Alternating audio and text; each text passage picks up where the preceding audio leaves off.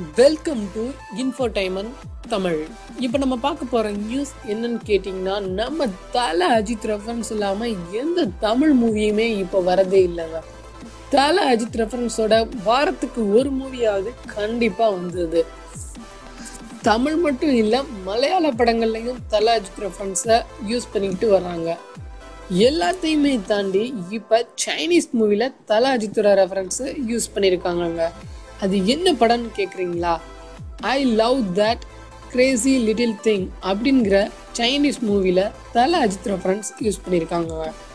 தலையோட என்ன இருந்தால் படத்தோட போஸ்டர் அந்த படத்தில் ஒரு இடத்துல காட்டப்பட்டிருக்குங்க. பார்த்தீங்களா நம்ம தலையோட புகழ் எவ்வளோ தூரம் பரவி இருக்குன்னு. நம்ம தலை ஃபேன்ஸ்லாம் இதை நினச்சி ரொம்பவே பெருமைப்படுறாங்கங்க. இந்த மாதிரி கோலிவுட் தகவல்களுக்கு கீழுள்ள சப்ஸ்கிரைப் பட்டனை மறக்காமல் அழுத்தவும்.